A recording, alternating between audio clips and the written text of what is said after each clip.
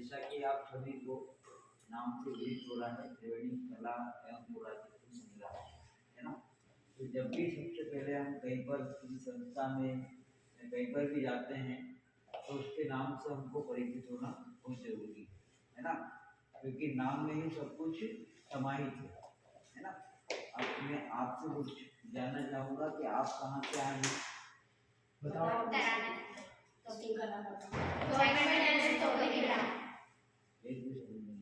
एक बोलो कोई भी। गवर्नमेंट एमएस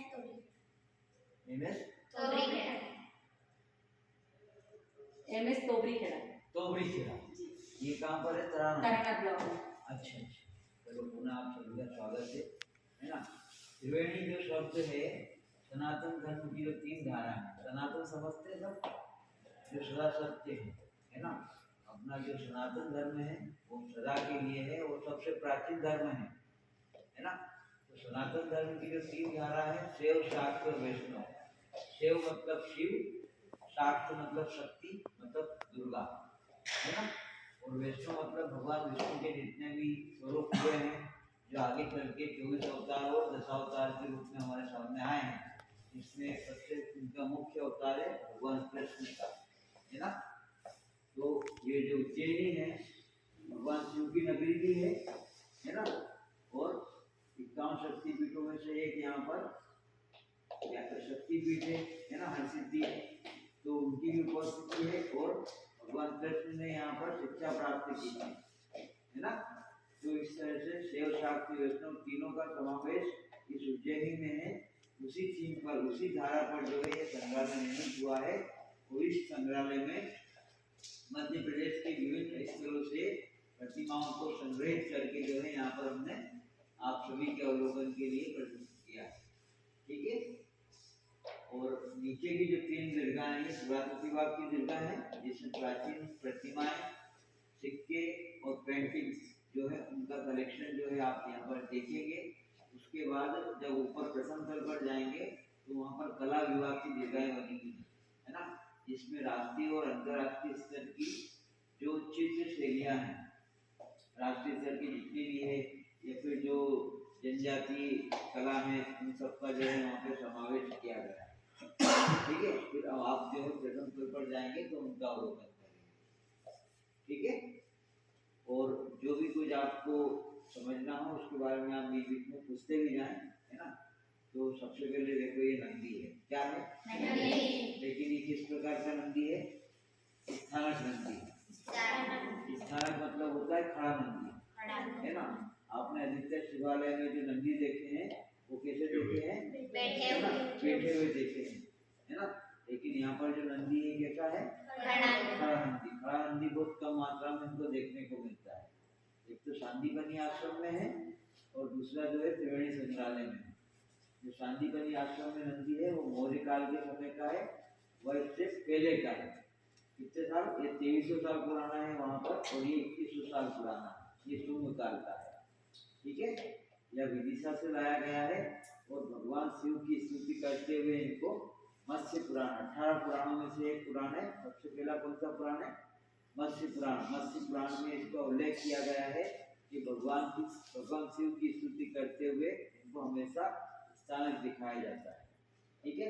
इसकी जानकारी हमने जो एक कैप्शन लगे हुए आगे उन सभी में, जैसे इनका कैप्शन यहाँ लगा है तो इनकी जानकारी इसमें लिखा हुआ है ना। इसी प्रकार से सभी जो कैप्शन लगाए हुए हैं सब में डिटेल लिखी हुई है ना।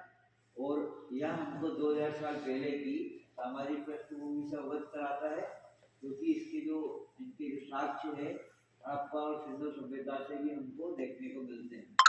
आप लोगों ने छठी क्लास से पढ़ना चालू किया होगा है ना। सिंधु सभ्यता, हड़प्पा सभ्यता पढ़ी सभी ने सभ्यता, उसमें विरासत के अंकन वाली सील मिली है, मोहरें मिली है ना। तो उस पर हमको इसका सामाजिक पृष्ठभूमि से जो है इसका इसके बारे में जानकारी प्राप्त होती है। दूसरा, वैदिक काल में यह देवता के रूप में पूजा जाता था और उत्तर वैदिक काल आते आते यह देवगण के रूप में स्वीकार कर लिया गया, ठीक है। इसलिए यह सामाजिक और धार्मिक दोनों दृष्टि से जो है महत्वपूर्ण है, ठीक है। ये चतुर्मूर्ति शिवलिंग है। शिव शाक्त वैष्णव सूर्य और ब्रह्मा ये पांचों मत एक साथ इस प्रतिमा में समाहित किए गए हैं, इसलिए इसको शब्दोभद्री का नाम दिया गया। विवाह के समय में पंडित जी अलग अलग प्रकार की दालों का एक मंडल बनाते हैं, देखा कभी ना आपने, है ना? तो उसको कहते हैं सर्वतोभद्र मंडल। उसमें सभी देवताओं का आवाहन किया जाता है। विवाह के समय में सभी देवता जो है वहाँ पर उपस्थित होते हैं। इसी प्रकार से इस प्रतिमा में भगवान शिव, शक्ति, विष्णु, इस तरफ सूर्य, इस तरफ ब्रह्मा, ये पांचों मत एक साथ इसमें समाहित किए गए। यह प्रतिमा भी जो है विदिशा से लाई गई है और यह गुप्त काल के समय की है, उत्तर गुप्त काल वाला जो समय आया है। जब आप बच्चों आप बड़ी क्लास में जाओगे, है ना? अभी आप कौन सी क्लास में हैं? छठी, सातवीं, आठवीं या 10वीं तक ज़्यादा से ज़्यादा, है ना? जब आप कॉलेज में जाएंगे तो वहाँ पे आप ये सब चीज़ों के बारे में और अध्ययन करेंगे, बारीकी से जब अध्ययन करेंगे डीपली तो उसके बारे में आपको अच्छे से ज्ञान प्राप्त होगा। ठीक है, अभी मैं आपको बेसिक जो है वो बता देता हूँ।